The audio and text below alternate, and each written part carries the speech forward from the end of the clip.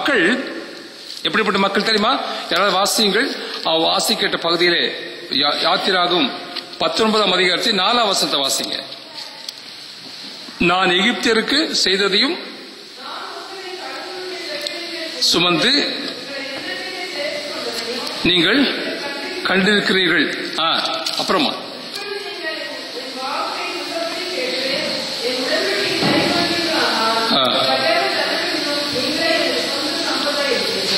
பூமி எல்லாம் right, thanks. என்ன சொல்றாங்க? Essentially is saying here the people, the saints are you and me, right? The commandments do not save us. Salvation is only in the commanded. That's what he says. He's saying here, நான் உங்களை ரட்சித்து விட்டு பின்னால உங்களுக்கு commandment கொடுத்திருக்கிறேன்ப்பா. Commandment கொடுத்துட்டு அப்புறம் ரட்சிக்கவில்லை. That means salvation is not in the commandments. I saved you, then I gave the commandments to obey. நான் உங்களுக்கு விடுதலை கொடுத்து விட்டு பின்பதாகத்தான் உங்களுக்கு கமாண்ட்மெண்ட் கொடுத்து இப்படி வாழுங்கள் சொல்லியிருக்கிறேன். இன்னைக்கு என்ன சொல்றேன்னா, கமாண்ட்மெண்ட் மூலமாக சால்வேஷன் கிடையாது. That is what Hindu friends, particular Indian context என்ன சொல்றாங்கன்னா, commandments வச்சா போதும் நம்ம பரலோகம் போயிடலாம். No, no, no, no, no. Commandments, there is no salvation in the commandments. The saints of God are chosen, ரட்சித்து விட்டு பின்பதாகத்தான் கமாண்ட்மெண்ட் கொடுக்கிறதை நாம் இந்த பகுதியில் வாசிக்கிறோம். யாராவது கலாத்தியர் 22ஆம் அதிகாரம், கலாத்தியர் 2ஆம் அதிகாரம் 16ஆம் கலாத்தியர் 2ஆம் அதிகாரம் எடுங்க. You read the verse 21.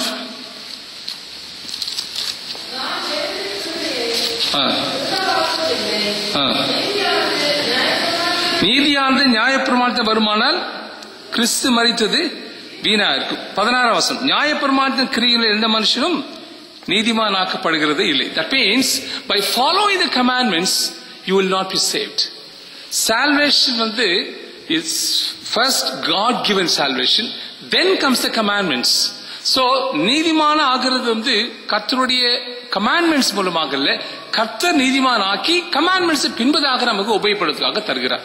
So that is the kind of saints are first they are redeemed, then they are given the 10 commandments to follow.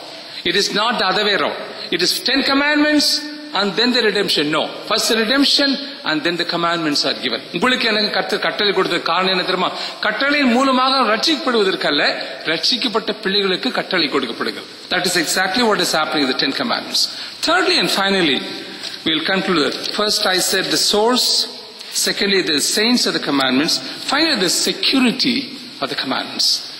கிறிஸ்துவுக்குள் பிரியமானவர்களே, we live in a very insecure world. There are so many challenges for Christian life. கிறிஸ்துவ வாழ்க்கையிலே நம் கிறிஸ்துவிலிருந்து பிரிப்பதற்காக எத்தனையோ சக்திகள் நமக்கு இந்த உலகத்திலே இருக்கிறதே நாம் அறிந்திருக்கிறோம். நம்ம தனிப்பட்ட வாழ்க்கையிலே, குடும்ப வாழ்க்கையிலே, ஆபீஸ்ல போற இடத்துல எத்தனையோ சமயங்கள கிறிஸ்துவுக்கு வாழ முடியாதபடிக்கு, கிறிஸ்துவோடு கூட இணைந்து வாழ முடியாதபடிக்கு நம்ம பிரிக்கிறதான சக்திகள் ஏராளமா இருக்கிற இந்த காலகட்டத்திலே how can I live a secured and safe Christian life? அந்த கேள்வி கேட்டீங்கன்னா, I want to tell you, stay within the commandments. They are our security, they are for our safety. I want to just one simple illustration at this point. Josh McDowell is a great servant of God, is a great youth servant of God, youth worker, and he makes a very interesting, very true story. It was about one Mr. Greg, young fellow Greg. அவனுடைய வீட்டு இருந்த 2-3 black தள்ளி அங்க இருக்கிற வீட்டுல they had a swimming pool backyard, but they put a big fence around it. யாரும் வர முடியாதபடி fence போட்டிருந்தாங்களா. He wanted to go and have a swim for a long time. அந்த ஸ்விமிங் பூல போய் ஸ்விம் பண்ணணும்னு எனக்கு ரொம்ப ஆசை. ஒரு நாள் எப்படியோ கேள்விப்பட்டு அவங்க எங்கேயோ வெளியே ரொம்ப தூரம் போறாங்கன்னு கேள்விப்பட்டு he picked up another friend-ஓட சேர்ந்து அந்த உடன் ஃபென்ஸ் மேல எகிரி அந்த உள்ள போய் இறங்கி அந்த டைவிங் போர்ட்ல இருந்து he dived. Unfortunately he didn't know why it was fenced. எதுக்காக ஃபென்ஸ் போட்டாங்க ஒண்ணுமே தெரியாதபடிக்கு young fellow dived. நடந்த சம்பவம், dived, it was a shallow water.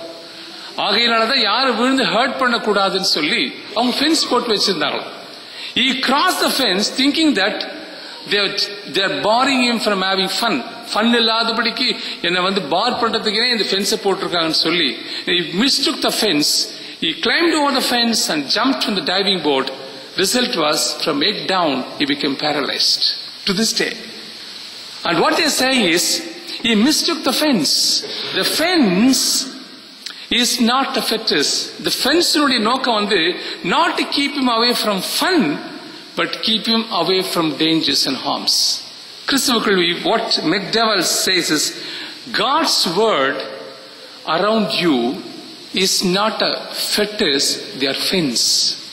எதுக்காக fence தெரியுமா? If you cross that fence, you are falling into sin. சங்கீதக்காரர் மிக அழகாக 119 சங்கீதத்தை எடுங்க.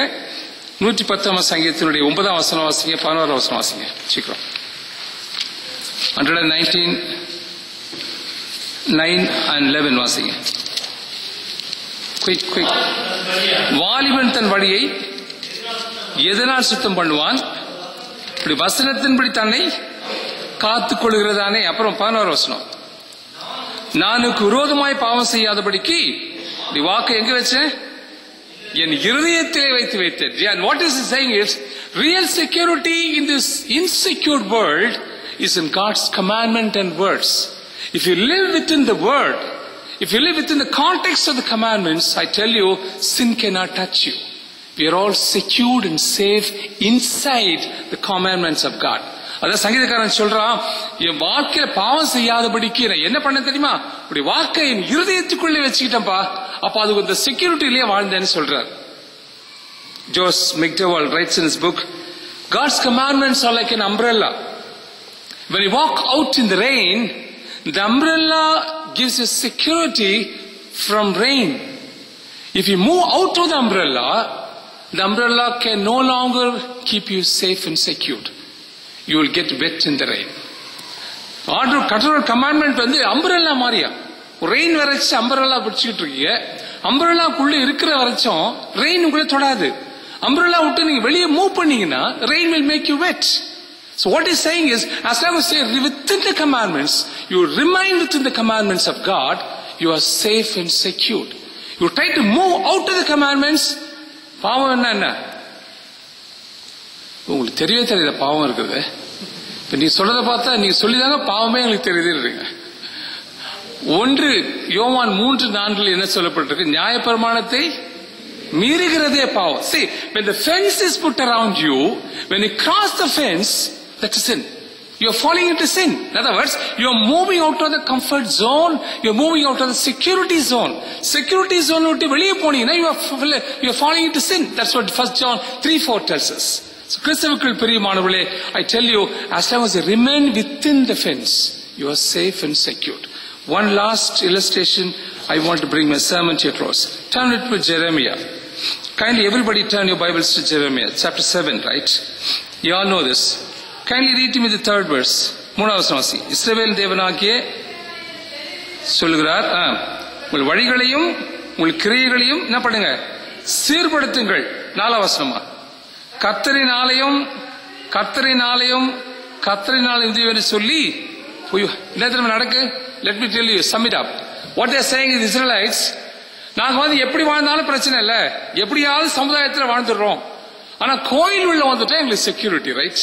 எங்களை ஆண்டவர் பார்த்துக்குவாரு. Praise the Lord. Very good. அவர் என்ன சொல்றாரு? 4வது வசனத்துல கர்த்தரினாலயம் இதுவே என்று சொல்லி பொய் வார்த்தைகளை சொல்லிக் கொள்ளாதீர்கள். என்ன அர்த்தம்? நான் எப்படியாவது சமுதாயத்தில் வாழ்ந்துருவேன் ஆண்டவரே, இங்க உள்ள வந்த உடனே எனக்கு செக்யூரிட்டி கொடுத்துருங்க. That's what they are saying. You know what happened?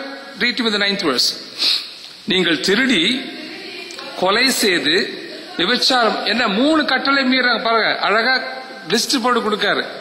3 கட்டளை: திருடிங்க, கொலை செய்தீங்க, விபச்சாரம் பண்ணீங்க, அப்புறம் பொய் ஆணையிட்டீங்க. another commandment. அப்புறம் பாகாலுக்கு ஃபர்ஸ்ட் 4 commandments காலி. எல்லா கமாண்ட்மெண்ட்டும் உடைச்சிட்டு அப்புறம் என்ன செய்றீங்க? பிற்பாடு வந்து, எப்படி பிற்பாடு வந்து, தமிழ் வந்து பிற்பாடுன்னு போட்டு எல்லா கமாண்ட்மெண்ட்டும் சமுதாயத்தை உடைச்சிட்டு கோயிலுக்குள்ள வந்து பியூல உட்கார்ந்துக்கின்னு என்ன சொல்றாங்க பாருங்க. பிற்பாடு வந்து, எம் நாமம் தெரிவிக்கப்பட்ட இந்த ஆலயத்திலே எனக்கு முன்பதாக நின்று இந்த அருவருப்படியெல்லாம் செய்யத்தக்கதாக விடுதலை பெற்றிருக்கும் என்று சொல்கிறார். ஆங்கில translation, Tamil translation is not all that good. We got to NIV. It says, after doing all this, after breaking all my commandments in the society, you come inside my sanctuary which bears by name. என் பேரை வச்சுக்கிட்டு இந்த sanctuary குள்ள வந்து உட்கார்ந்துக்கிட்டு, you all say